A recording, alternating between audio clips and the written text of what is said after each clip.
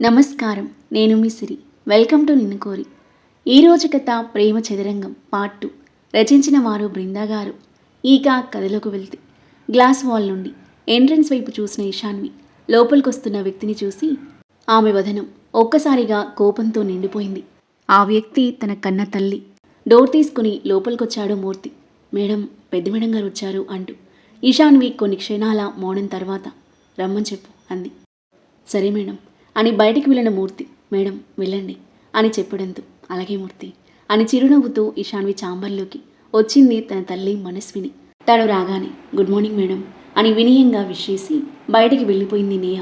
మనస్విని చైర్లో వెనక్కి ముందుకి స్వింగ్ అవుతూ గోడవైపు సీరియస్గా చూస్తున్న తన కూతుర్ని చూస్తూ, ఇషు ఎలా ఉన్నావు అని తన దగ్గరికి అడుగు వేసిందో లేదు దిగ్గున లేచి ఆపమన్నట్టుగా చేయి అడ్డుపెట్టింది ఇషాన్వి. మనస్విని వెంటనే అడుగు వెనక్కి వేసింది. మిమ్మల్ని లోపలికి రమ్మంది మీతో మాట్లాడడానికి కాదు, ఇంకోసారి ఇక్కడికి రావద్దు అని చెప్పడానికి. కూతురి కటువైన మాటలకు కళ్ళలో నీళ్లు తిరిగాయి మనస్వినికి. నీకు జ్వరం వచ్చిందని తెలిసింది, ఒకసారి చూసి వెళ్దామని వచ్చాను. నాకు జ్వరం వస్తే మీకేంటి, నేనేమైపోతే మీకేంటి? నా గురించి పట్టించుకోవాల్సిన అవసరం మీకు లేదని ఎన్నోసార్లు చెప్పాను. దయచేసి ఇంకోసారి నన్ను చూడడానికి రాకండి అని ఎర్రబడిన మొహంతో కోపంగా చూస్తూ 2 చేతులు జోడించింది ఇషాన్వి. ఇషు, నేను కన్న తల్లిని, పట్టించుకోకుండా ఎలా ఉంటాను? కన్న తల్లి అని విరక్తిగా ఒక నవ్వు నవ్విన ఇషాన్వి. మీ కూతురుగా పుట్టినందుకు నేను సిగ్గుపడుతున్నాను. మళ్ళీ మళ్ళీ నాకు ఎదురుపడి నన్ను ఇబ్బంది పెట్టకండి, మీరు ఇబ్బంది పడకండి, వెళ్ళండి ప్లీజ్. మనస్విని కళ్ళ వెంట నీళ్లు తప్ప నోట మాట రాలేదు.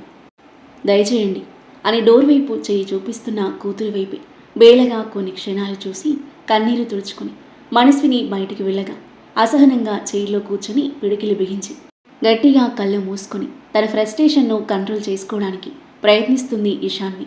అదర్ రెడీ అయి వచ్చేసరికి పెద్దవాళ్ళ గ్యాంగ్ అంతా ఒక దగ్గర చేరి మధ్యలో ఏడుస్తున్న అనిక కనిపించింది. విషయం అర్థమైంది అదర్కి. జరగబోయేదాన్ని తను ఊహించగలడు. దీర్ఘంగా శ్వాస తీసుకుని కిందకి రాగా అదర్ ఇలా రా అని పిలిచాడు విష్ణువర్ధన్. ఓకే డాడ్ అంటూ వెళ్ళి విష్ణువర్ధన్ పక్కన కూర్చున్నాడు. భువనేశ్వరి అదర్ పక్కన వచ్చి కూర్చుంది. అదర్, ఎందుకు నాన్న అనుతో అలా మాట్లాడావు? తను ఎలా ఏడుస్తుందో చూడు. మా, నేను తప్పుగా ఏం మాట్లాడలేదు. తనని పెళ్లి చేసుకోవడం ఇష్టం లేదు అని తనకి మీకు ఎన్నోసార్లు చెప్పాను. అయినా ప్రతిసారి అదే టాపిక్ తీసుకొస్తారు చిరాకుగా అన్నాడు అదర్. చేసుకోను అంటే ఎలా రా? మీ అత్తకి మాట ఇచ్చాం, చేసుకొని తీరాల్సిందే. మా, మీ మాట కోసం నా లైఫ్ స్పాయిల్ చేసుకోలేను, మనసు చంపుకొని దాంతో ఉండలేను. ప్లీజ్ ఈ టాపిక్ ఇంతటితో వదిలేయండి. దాన్ని చేసుకోకపోతే మరి ఎవరిని చేసుకుంటావు? ఎవరైనా ప్రేమిస్తున్నావా చెప్పు, తనతోనే పెళ్లి చేస్తాం. అదవ్ మౌనంగా ఉండిపోయాడు. ఎవరైనా అమ్మాయిని ప్రేమిస్తున్నావా అంటే చెప్పవు, దీన్ని చేసుకోమంటే చేసుకోను అంటావు. ఏం చేయాలిరా మేము? నువ్వు ఇలాగే ఉండిపోతానంటే మేము అస్సలు ఒప్పుకోం. నువ్వు పెళ్లి చేసుకోవాల్సింది అంది భువనేశ్వరి స్థిరంగా. అమృత ఏడుస్తున్న కూతుర్ని దగ్గరికి తీసుకుని అదర్ వైపు చూస్తూ, నా కూతురికి ఏం తక్కువలుడు? అందం లేదా, ఆస్తి లేదా? నిన్ను పిచ్చిగా ప్రేమిస్తున్నది. అన్నయ్య వదిన కూడా మీ ఇద్దరికి పెళ్లి చేస్తామని మాకు మాటిచ్చారు. నువ్వు అమెరికాలో ఉన్న ఆ నమ్మకంతోనే సైలెంట్గా ఉన్నాం మేము. నువ్వు పెళ్లి చేసుకోకపోతే అదేమైనా చేసుకుంటే మా ప్రాణం పోతుంది అంది కళ్ళ నీళ్లతో. నాన్న బంగారం, ఒప్పుకో నాన్న, మా అక్క వయసు అయిపోతుంది. పోయేలోగా నీ పెళ్లి చూడాలని ఆశపడుతున్నానరా అంది లక్ష్మీపార్వతి దుఃఖంతో. అదర్కి పిచ్చి పట్టినట్టుగా ఉండగా దిగున సోఫాల నుండి లేచాడు. మీరు ఎన్నైనా చెప్పండి, నేను అనుని పెళ్లి చేసుకోలేను. తనకి మంచి అబ్బాయిని చూసి పెళ్లి చేయండి కరాఖండిగా చెప్పేసి వెళ్ళిపోతుంటే అందరూ విస్తుపోయి చూస్తున్నారు. బావా ఏంటిది? యూఎస్ నుండి వచ్చాక నచ్చజెప్పి ఒప్పిస్తామన్నారు కదా, మీరేం చేస్తారో మాకు తెలియదు. మీ కొడుకే నా కల్లుడు, ఇదే ఫైనల్ అని కైలాష్ అనడంతో ఏం చేయాలో అర్థం కాక తల పట్టుకున్నాడు విష్ణువర్ధన్. వారం పాటు పెద్దవాళ్ళు ఎంత నచ్చజెప్పడానికి ప్రయత్నించినా ఒప్పుకొని అదర్. చివరికి భువనేశ్వరి మొండిపట్టు పట్టి 3 రోజులు తిండి మానేసి లో బీపీ నీరసంతో హాస్పిటల్లో చేరి అదవ్ పెళ్లికి ఒప్పుకుంటేనే ట్రీట్మెంట్ చేయించుకుంటాను అని బ్లాక్మెయిల్ చేయడంతో ఒప్పుకోక తప్పలేదు అదవ్కి. అదవ్ ఒప్పుకోవడంతో అనికితో పాటు ఇంట్లో వాళ్ళ ఆనందానికి అవధుల్లేవు. బలవంతంగా ఒప్పుకున్నా పెళ్లి తర్వాత మార్పు వస్తుందనే నమ్మకం పెద్దవాళ్ళలో. మళ్ళీ అతని మనసు ఎక్కడ మారుతుందో అని వారం రోజుల్లోనే పెళ్లి ముహూర్తాలు నిశ్చయించారు. పెళ్లి రోజు రానే వచ్చింది. సిటీలోని అత్యంత పెద్దదైన కళ్యాణ మండపంలో అంగరంగ వైభవంగా ఏర్పాట్లు జరుగుతున్నాయి. తను ప్రేమించిన బావను పెళ్లి చేసుకోబోతున్నాను అనే ఎక్సైట్మెంట్తో, సంతోషంతో ఉబ్బి తబ్బిబ్బవుతుంది పెళ్లి కూతురు. తమ్ముని రెడీ చేసిన అనంత్ ప్రేమగా హత్తుకుని, సూపర్గా ఉన్నావురా, మరదల్ని డామినేట్ చేసేలా ఉన్నావు అంటుంటే బలవంతంగా నవ్వాడు అదర్. ఆ నవ్వు వెనుక భావం అర్థం చేసుకున్న Anant, everything will be all right అని భుజంపై తట్టాడు. నాన్న రెడీ అయ్యారా అంటూ లోపలికొచ్చిన భువనేశ్వరి పెళ్లి బట్టల్లో నిండు చంద్రునిలాగా వెలిగిపోతున్న కొడుకుని కళ్ళ నిండుగా అపురూపంగా చూసుకుని నుదుటిన ముద్దు పెట్టుకుంది. ఇంకాసేపట్లో పంతులు గారు పిలుస్తారు, రెడీగా ఉండు అని చెప్పి భువనేశ్వరి హడావిడిగా బయటికి వెళ్ళగా తన ఫ్రెండ్స్ రావడంతో వాళ్ళని రిసీవ్ చేసుకోవడానికి బయటికి వెళ్ళాడు అనంత్. పెళ్లి ముహూర్తం దగ్గర పడుతున్నా కొద్దీ అదో మదిలో ఏదో అలజడి. పెళ్లికి ఒప్పుకున్నప్పటి నుండి అతని మనసులో లేదు. తన మైండ్ పెళ్లి చేసుకోమని చెప్తున్నా తన మనసు అసలు సిద్ధంగా లేదు. పెద్దవాళ్ళ నిర్ణయానికి మనసుకు మధ్య జరిగే సంఘర్షణలు ఉక్కిరిబిక్కిరి అయిపోతూ మైండ్ అంతా మొద్దు బారినట్టుగా అనిపిస్తుంటే సోఫాలో కూలబడ్డాడు. అమ్మా పెళ్ళికొడుకుని తీసుకురండి అని పంతులు గారి గొంతు వినిపించడంతో అప్పటికి వేగంగా కొట్టుకుంటున్న అతని గుండె మరింత వేగం పుంజుకోగా గుండెపై చేయి వేసుకుని గట్టిగా కళ్ళు మూసుకున్నాడు అదవ్. అదవ్ పంతులుగా రమ్మంటున్నారు అని విష్ణువర్ధన్ అతని భుజంపై తట్టడంతో కళ్ళు తెరిచి లేచి నిలబడిన అదవ్ తన వైపు చూస్తున్న తన అమ్మ నాన్న అన్నయ్య వదినల వైపు చూసి గట్టిగా శ్వాస తీసుకుని వదిలి, నేను ఈ పెళ్లి చేసుకోవట్లేదు అని చెప్పేసి తలపై ఉన్న పెళ్లికొడుకు క్యాప్ని తీసి టేబుల్పై పెట్టేసి అందరూ పిలుస్తున్నా వినకుండా ఫాస్ట్గా నడుచుకుంటూ బయటికి వెళ్తుంటే షాక్తో మొహాలు చూసుకున్నారు నలుగురు. అదవ్ అని భువనేశ్వరి వెనకాల పరిగెత్తబోతుంటే ఆమె చేయి పట్టుకుని ఆపాడు విష్ణువర్ధన్. విషయం తెలిసిన అనిక గుండె 1000 ముక్కలైంది. ఏడుస్తూ పెళ్లి కూతురి గది నుండి బయటికి పరిగెత్తిన అనిక కారు దగ్గరికి వెళ్తున్న అదవ్ని చూసి బావా బావా అని అరుస్తూ ఉన్నా పట్టించుకోకుండా అందరూ తన దగ్గరకు వచ్చేలోపే కార్ స్టార్ట్ చేసుకుని మెరుపు వేగంతో రోడ్డుపై దూకించాడు అదర్. బావా అని బ్రేక్ అయిపోతూ అక్కడే మోకాళ్ళపై కుప్పకూలిన అనిక దగ్గరికి పరిగెత్తారు ఫ్యామిలీ అంతా. అను లేమ్మా అని లేపి తని గట్టిగా హత్తుకున్న భువనేశ్వరి తని ఓదార్చే ప్రయత్నం చేసింది. అమృత కైలాష్లు కూతుర్ని చూసి తలడిల్లిపోతున్నారు. పెళ్లి ఆగిపోయిందనే బాధ అవమాన భారంతో ఏం చేయాలో అర్థం కాని పరిస్థితిలో ఉన్నారు. రెప్పపాటులో జరిగిన సంఘటనకు షాక్ నుండి ఇంకా తేరుకోలేదు పద్మభూషణ్ దంపతులు. ఏమండి ఇలా చేశాడేంటండి వాడు అంది భువనేశ్వరి ఏడుస్తూ. మీకు ముందే చెప్పాను వాణ్ణి బలవంతం చేయొద్దు అని, అయినా వాణ్ణి బ్లాక్మెయిల్ చేసి ఒప్పించాం. వాడి మనసు చంపుకొని పెళ్లి చేసుకోలేక వెళ్ళిపోయాడు అని ఏడుస్తున్న అమృతను దగ్గరికి తీసుకొని, ఐఎమ్ సారీ అమ్మా, ఇద్దరి పెళ్లి చేయడానికి మన ప్రయత్నాలు మనం చేశాం, కానీ వాడు సిద్ధంగా లేడు. జరిగింది ఏదో జరిగిపోయింది. బలవంతంతో జీవితాలు ముడిపడవు. ఇక ఇంతటితో మన వదిలేయండి. అనికకు బంగారం లాంటి అబ్బాయిని చూసి నేను పెళ్లి జరిపిస్తాను అన్నాడు. ఆ మాటలకు దిగ్గున తలెత్తి చూసిన అనిక, మామయ్య నేను బావని తప్ప ఎవరిని పెళ్లి చేసుకోను అని గట్టిగా అరిచేసి వెళ్తుంటే తనని ఇంటికి తీసుకెళ్ళండి, ఈ సమస్యకు కాలమే సమాధానం చెప్తుంది అని కైలాష్ వాళ్ళకి చెప్పి భారంగా శ్వాస తీసుకుని వదిలి ఫ్యామిలీతో పాటు ఇంటికి కదిలాడు విష్ణువర్ధన్. రాత్రి వరకు తన గది నుండి బయటికి రాలేదు అదవ్. అనంత్ వెళ్ళి పిలవడంతో కిందకొచ్చి అందరితో పాటు మౌనంగా డిన్నర్ చేసి టెర్రస్ పైకి వెళ్ళగా తన వెనకే వెళ్ళాడు విష్ణువర్ధన్. భుజం మీద పడిన చేయికి తల తిప్పి చూసి మొహమాటంగా నవ్వి స్ట్రైట్గా చూస్తున్నాడు అదవ్. నేను ఈరోజు జరిగిన దాని గురించి ఏమీ మాట్లాడాను, కానీ ఒక్క విషయం అడుగుతాను, నిజం చెప్పరా? విష్ణువర్ధన్ మాటలకు అడగమన్నట్టుగా తన వైపు చూశాడు అదవ్. నీ మనసులో వేరే అమ్మాయి ఉందా? ఎవరైనా ప్రేమిస్తున్నావా? తను అమెరికా అమ్మాయి అయినా సరే మాకు ఎలాంటి అభ్యంతరం లేదు, నిజం చెప్పరా అని అడిగాడు అనునయంగా. అదవ్ నుండి ఎలాంటి సమాధానం లేదు. అసలు మ్యారేజ్ చేసుకునే ఉద్దేశం ఉందా లేదా? విష్ణువర్ధన్ అనుమానంగా చూస్తూ అడుగుతుంటే కొన్ని క్షణాలు మౌనం వహించిన అదవ్, డాడ్ ఇప్పట్లో పెళ్లి చేసుకునే ఉద్దేశం కానీ ఇంట్రెస్ట్ కానీ నాకు లేదు. ఫ్యూచర్లో ఉంటుందో లేదో నేను ఇప్పుడు చెప్పలేను. I'm not ready for marriage dad, I'm just 27. ఎందుకు మీరంతా పెళ్ళంటూ నా వెంట పడుతున్నారు అన్నాడు కాస్త బాధతో అసహనంగా. నీ వాలకం చూసి జీవితాంతం పెళ్లి చేసుకోకుండా బ్రహ్మచారిగా ఉంటావేమో అని భయం పట్టుకుందిరా మీ అమ్మకు, అందుకే తనని పెళ్లి విషయంలో అంత మొండి పట్టుబడుతుంది అని చిన్నగా నిట్టూర్చి, సరే ఈ విషయం గురించి ఎక్కువగా ఆలోచించకు, ఏది ఎప్పుడు జరగాలో జరగక మానదు, గుడ్ నైట్ అని అతన్ని హత్తుకున్నాడు. అదర్ తిరిగి హత్తుకుని, థ్యాంక్స్ డాడ్ నన్ను అర్థం చేసుకున్నందుకు, ఐఎమ్ సారీ మిమ్మల్ని బాధ పెట్టినందుకు అన్నాడు సిన్సియర్గా.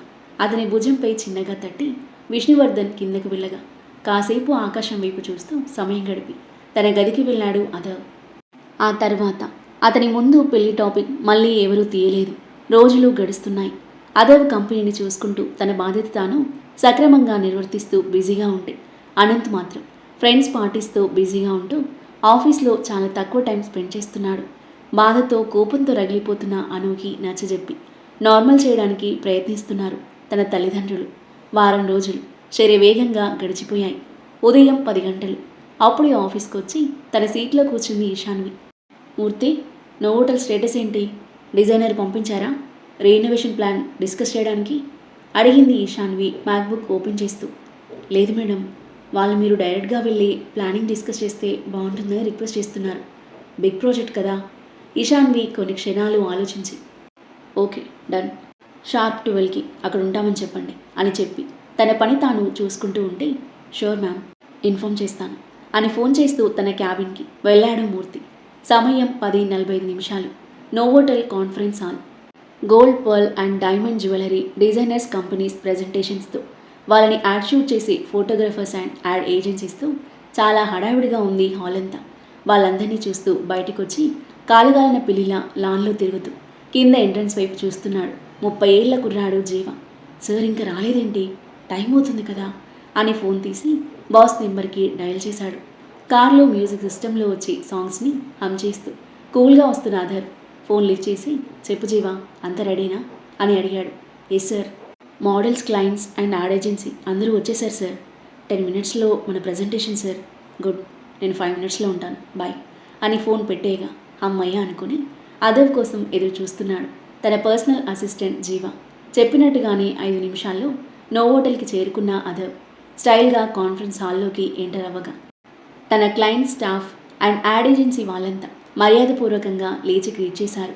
మిగతా డిజైనర్ కంపెనీస్ వాళ్ళు పెదవి విరుస్తూ న్యూ ఎండీ అయిన అతని ప్రజెంటేషన్ చూడడానికి ఆసక్తిగా చూస్తున్నారు. అందరి కరతాల ధ్వనుల మధ్య కంపెనీ ఎండీగా తన ఫస్ట్ జ్యువెలరీ ప్రజెంటేషన్ స్టార్ట్ చేశాడు అదవ్. తమ కంపెనీ డిజైన్ చేసిన బ్యూటిఫుల్ అండ్ స్పెషల్ డిజైనర్స్ ప్రొజెక్టర్లో చూపిస్తూ ఇన్ డీటెయిల్డ్గా ఎంతో గ్రేస్ అండ్ కాన్ఫిడెన్స్తో ప్రజెంట్ చేస్తున్న అదర్ వైపే ముగ్ధులై కళ్ళప్పగించి చూస్తూ ఎంతో శ్రద్ధగా వింటున్నారు అందరూ. ప్రజెంటేషన్ ముగియడంతో అందరూ హర్షధ్వనులతో ప్రశంసించగా కాంపిటీటర్స్ మాత్రం జలసీతో లోపల ఉడికిపోతున్నారు. ఆ బ్యూటిఫుల్ డిజైన్స్తో రెడీ చేసిన జ్యువెలరీ అన్ని మోడల్స్ వేర్ చేసి ప్రజెంట్ చేస్తుంటే యాడ్ ఏజెన్సీ ఫోటోగ్రఫర్స్ అంతా వాళ్ళని ఫోటోలు, వీడియోలు తీస్తున్నారు. ఆ తర్వాత స్టేజ్ ఎదురుగా విఐపి చైర్స్లో కూర్చొని మిగతా కంపెనీల డిజైన్స్ ప్రజెంటేషన్ అబ్జర్వ్ చేస్తున్నాడు అదవ్. ఇషాన్వి తన అసిస్టెంట్ నేహా, మేనేజర్తో పాటు డిజైనర్ అండ్ ఆర్కిటెక్ట్స్తో నోవోటెల్కి చేరుకుంది. వెల్కమ్ మిస్ ఇషాన్వి గారు అని ఫ్లవర్ బొకే అందించి రిసీవ్ చేసుకున్నాడు Novotel manager. Thank you, nice to meet you mister Mehta అని బొకే అందుకొని అతనితో పాటు లోపలికి కదిలింది. Entrance hall, first floor meeting halls remodelling planning discuss చేస్తూ సెకండ్ ఫ్లోర్లోకి చేరుకొని కాన్ఫరెన్స్ హాల్ పక్కనే ఉన్న బాంకెట్ హాల్లో రీఇనోవేషన్ గురించి డిస్కస్ చేస్తూ మేనేజర్ ఇన్పుట్స్ తీసుకుంటూ వాటికి తగ్గ ప్లానింగ్ చెప్తూ ఉంది ఇషాన్వి. విష్ణువర్ధన్ నుండి కాల్ రావడంతో బయటకు వెళ్ళి లాన్లో మాట్లాడుతూ ఉన్నాడు అదవ్. ఫోన్ మాట్లాడుతూ పరధ్యానంగా పక్కకి చూసి క్యాజువల్గా తల తిప్పేసిన అదవ్ క్షణాల ముందు తన కళ్ళెదురుగా లీలగా కనిపించిన రూపానికి టక్కున తల తిప్పి చూశాడు. బాంకెట్ హాల్లో యాష్ కలర్ సూట్లో రీఇనోవేషన్ గురించి డిస్కస్ చేస్తూ అటువైపు ఫేస్ చేసి ఉన్న ఇషాన్వి వైపే కనుబొమ్మలు ముడివేసి చూస్తూ ఉన్నాడు అదవ్. ఫోన్ మాట్లాడుతూ ఆమె ఫేస్ కనిపిస్తుందేమో అని చూస్తున్న అదవ్ కొన్ని క్షణాలకు ఇషాన్వి ఇటువైపు తిరిగేసరికి తనని చూసిన అతని కళ్ళలో ఇంతకు ముందెన్నడూ కనిపించని ఒక మెరుపు వెంటనే అతని చేతిలో ఫోన్ జారి నేలను తాకింది.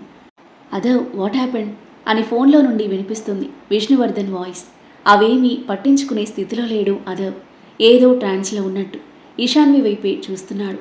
ఫ్యాన్ గాలికి అలల్లా ఊగుతున్న ఆమె కురులను చేత్తో వెనక్కి నెడుతూ సీలింగ్ వైపు చేయి చూపిస్తూ కలువల్లాంటి కళ్ళను అటు ఇటు తిప్పుతూ ముత్యాల పలు వరుసతో మాటలకు అనుగుణంగా కదులుతున్న అందమైన చిట్టి పెదవులతో ముగ్ధ మనోహరంగా కనిపిస్తున్న ఆమె రూపాన్ని వికసించిన మోముతో పెదవులపై సమ్మోహనమైన చిరునవ్వుతో ఏదో అద్భుతాన్ని చూస్తున్నట్టు రెప్పవేయకుండా చూస్తూ ఉండిపోయాడు అదవ్.